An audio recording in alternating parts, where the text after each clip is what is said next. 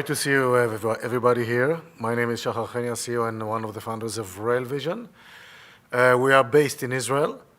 We were founded in 2016. We are mainly focused on a technological development. We started with making the rail transportation smarter, safer, with technologies such as electro-optics, artificial intelligence, algorithms running in real time, and of course, data analysis. This is the situation in the US. As you can see, the situation is just terrible. Every day you have around 3-5 events of safety, collision, just in the US, which is terrible. Fatalities, accidents, injuries, clogging the road, everything. The outcome of a train accident is just terrible. And we are here to stop it, to save the lives of your dears, of everybody that might be jeopardized in this accident. So what's the problem with the current situation? There's a conductor, engineer, what's wrong with them? The idea is that they can see up to 300, 400 meters, nothing more than that, and at night they see nothing. So they cannot even respond to any danger, any object that it is on track. So accidents, in a matter of fact, are inevitable. So imagine that also the person has some other things to do. He needs to answer the phone. He would like, I don't know, to play solitaires or whatever. So those terrible accidents, in a matter of fact, as I mentioned before, are kind of inevitable. So what are the current, let's say, options that we have outside in the, of course, the most advanced technology market is the automotive industry. But unfortunately, this industry is good for 50 meters, 100 meters, nothing more than that, because this is what the automotive industry needs. It doesn't need 2 kilometers. The train needs about half a mile to stop, which means that these technologies are not good enough for the train industry. So what is our solution? We have 2 systems. We developed 2 systems. One is for the shunting yard, which is this one, and the main line, which is this one. The idea of the shunting yard is seeing up to 200 meters, which is already over all the other possibilities that are available in the market. The shunting yard is a place where all the operational stuff takes place, and lots of casualties there as well, hitting between wagons, employees that are hanging around and unfortunately being involved in accidents. And the main thing is that one operator in the US told me it takes them 2 months to train a person, and it takes him 1 month to retire, to just leave the job. Because the system, because it works, they work 24/7, rain, snow, and nobody would like to stand out there. They prefer the office, probably. So with our system, we can, in a matter of fact, we give the option to decrease the people involved in this operation from 3 to 1, 2 to 1, depends on the use case, but there's a very clear return of investment using this system. And this system operates day and night, 24/7, without any problem. And with this system, we already explained what is the benefit, what is the value proposition for that. A train accident costs a huge amount of money. Some would say $500 million, just like what happened with an S.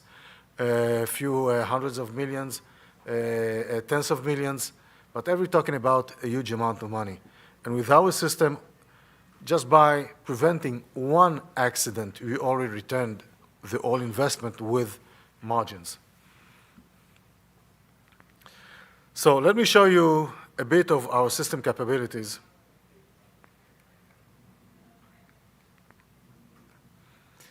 As you can see here,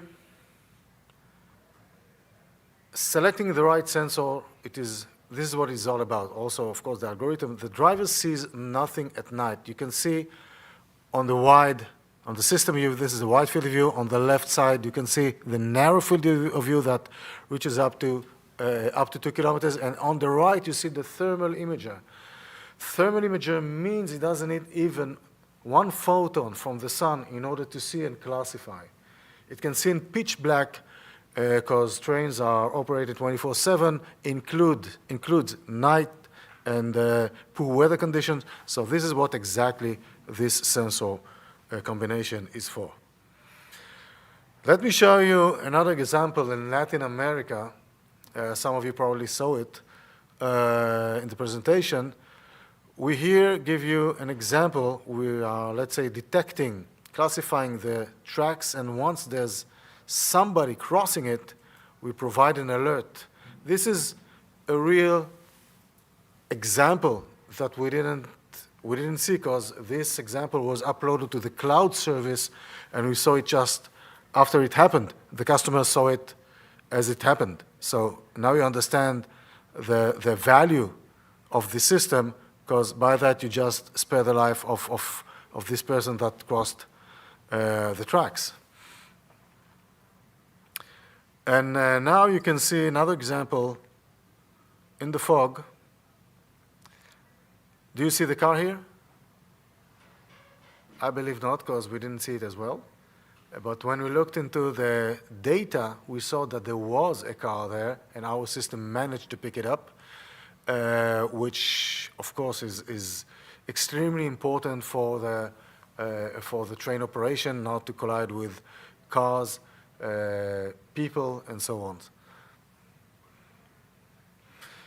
Another tool that we have, once we have enough, let's say we deployed the system to the customer, he needs to have a tool to gather all the information and understand what happens in his network.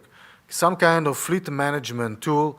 So this is a tool which we call it Dash, Detect, Analyze, Secure, and Harness.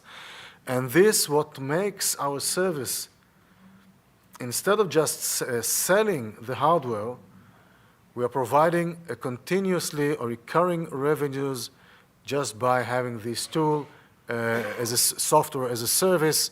And this is highly valuable for the customer, so you can see where the events happened, took place, what happened, what it can do better to increase the operational efficiency. So this is what we are doing. This is our value proposition. Assure business continuity, reduce operational expenses, increase locomotive efficiency, and improve all-around safety. Because just imagine, besides casualties, God forbid, and injuries, there are also the platform itself. If you are not moving, you're not making money. So by avoiding those accidents, we increase the availability of the platform itself. We decrease the downtime, which is highly beneficial for the operational company. The market is huge, and why is that? Of course, infrastructure, we're talking about infrastructure. Whenever you talk about that, it means lots of money. And everybody understands that the future of transporting goods is in the train industry. And more, I'll give you more than that, because of the human resource shortage that we mentioned earlier, the train, there's a trend to go ATO. ATO means autonomous train operation. Because as I mentioned before, there are not lots of people that would like to be employees in the train industry. Very demanding, very hard. You start your shift in Canada, you ended up in Denver. Now you need to go back to your family. Probably an issue. So all of the world, we see it already in Australia, all of the world is going towards autonomous, and you're not going to have any autonomous operation in the future without eyes. And as for now, we are providing the best eyes all over the world as far as we know. Okay, so we're talking about that. Will not repeat. This is the first deal all over the world that were involved in these kind of systems. You see the actual installation on top of a locomotive. This locomotive goes to a passenger train and freight train alike. This was signed after more than a year long-term pilot that the Israeli Railway did and decided to move forward with us. We have a leasing company, not that far from here, that is managing the switch yards of customers, of operations, of facilities, and they also tested our system. They are, let's say, going towards autonomous as well. In the shunting yard, the autonomous operation will be much faster because it saves money. It is much more efficient, and this is where these guys are going. They also had a long-term pilot for half a year, testing our system with other competitors, and they decided to move forward with us, and the first deal signed with them, and we're about to deliver the system very soon. So additional successes, Loram, Global Railroad Maintenance, they also bought one for a trial. Now it is tried in Canada with all the snow and cold to make sure that our system is durable enough 1 or 2 months from now. A Class 1 operator, we sold them the first system. We understand that the system performs pretty well, and we expect to have additional follow-ups with them. Latin America, the examples that I just showed you were taking place in Latin America, a huge mining company, that efficiency is very important for them, safety is very important for them, and this is why they choose to move forward with us. And we believe that the long-term pilot will completed by the mid of the year.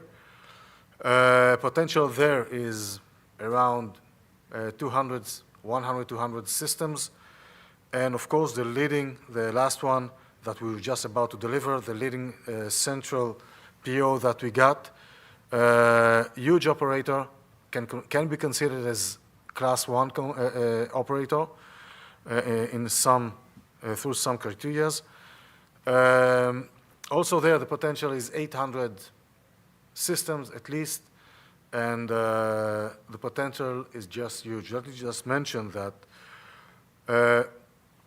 we need, a matter of fact, to reach a few hundreds, 500, 1,000 systems out there, and the capex that we'll get out of it with continuously recurring revenues on the services, software service, maintenance, obsolescence management, and all this stuff will provide us, will turn our company to a very successful story.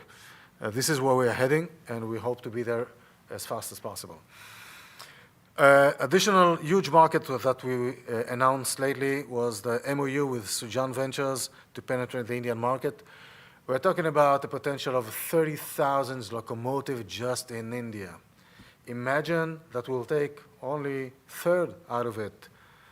Again, we're talking about crazy numbers that will put us in a completely different position, and so on. So what we offer: products, services, big data analysis, and some other things that the customer, for example, we had a request whether we can look into the infrastructure, because we're already on top of the locomotive. We already see the environment, so we can easily detect some faults in the infrastructure. For example, if you have bending of poles, you wouldn't like to wait till it hits the train. You would like to know about that much before. So this is one of the use cases. The other one is vegetation penetration into the tracks, which is extremely problematic issue. With our system, we can do that just by gathering data and do the analysis and provide the customer the right analysis to take an action according to that, whether you have time, you don't have time to take care of it, and so on and so forth. So we have the product, product battle-proven, homologated according to the train standards. The market is huge. Everybody understands that. And of course, once you're in, the same as the military industry and some other civilian aviation industry, once you are in for years. So this is the most important thing here, to get to those customers and have the rollout of all the fleet. And once we are there, we are a wonderful success story, and this is exactly where we are heading. So, financial data. Since we were founded, we raised around $100 million. We secured $34 million, and according to the last financial statement, we have 17 million or so cash balance in December 31. The situation now is even better. So we have probably enough money to move forward. That's it. Any questions? Yeah, just a quick one. So how soon before you think you guys are going to have your product implemented within India? Is there a timeline you guys are, how long before your product is kind of fully implemented within India? I know you were saying that. In India? Yeah. I don't know. The first stage will be to have a trial, which we believe is going to happen in the next months or so. And once we have this trial successfully, the idea is to get as a recognized, as an approved vendor to these kind of systems. So then once you are, Okay. So within of course, this is, let's say, the rail industry is a complicated industry, okay? It takes time. And the question, do you have enough patience and enough money or not? I would say this is quite similar to the automotive industry. Takes time, takes money. But here we're already gaining traction into the market, and this is what is so unique here relative to other places. Welcome. Yeah. Can you talk about the recent fundraisers, how they were done, and what vehicle, and what the cap table looks like today, how many shares, how much debt, and so on? Yeah, according to financial statement that we released, we signed a SEPA agreement of 20 million. And in a matter of fact, we raised all these 20 million. The markets we have some good days, so we managed to raise enough money. And then we had another option of that stopped once we released those financial statement, those reports. The floating in the 31st of December were around 40 million, 30-something million, something like that, the outstanding shares. Now, of course, it's a bit more, but this is, generally speaking, this is where it is.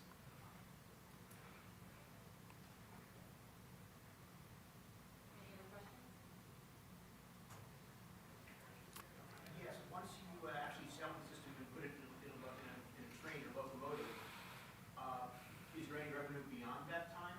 Yeah, of course. This is what I just mentioned. That we have two channels of doing recurring revenues, generating recurring revenues. The first one is the ILS, integrated logistics support, which means you have to make sure that the system works, you have to provide services, you have to replace things, obsolescence management, and so this stuff, which generally takes around 5 to 10% annually from the system price. This is, if I'll take equivalent industries such as the military. And additional is the SaaS, the software as a service, which I just mentioned, the the web tool with all the information, with analytics and so on. So this is the idea is to get enough systems outside so the recurring revenues will be good enough to make our company flourishing. Welcome. Yeah. Could you discuss pricing for the two products and the SaaS product? Yeah. Of course, under the limitations. We're talking about the system cost between switch-out and mainline, 100,000 to 200,000, depends on quantities and depends where it is and the complexity of the installation and the service required. This is the price. The SaaS services depends, again, on quantities and depends on the kind of services they would like, but it is around, let's say, from 1,000 to 2,000 per month per system, okay? So it depends on the features, so you can understand the potential just by getting enough recurring revenues from system running out there. How many systems do you hope to ship this year? How many have you shipped historically, and how many do you hope to ship this year? There were the 10 that the first 10 of Israeli Railways that not all yet installed due to the platform availability, but we hope to finalize it by the middle of the year, give or take. And once they're going to run, we're going to start, of course, continue the discussion about additional rollout, and we hope to get there as fast as possible. So we have this 10. We have additional, same number, give or take, for the US based, and those systems, single systems that we provided to the customers that I was mentioning. So all in all, we have 25, 30 units out there.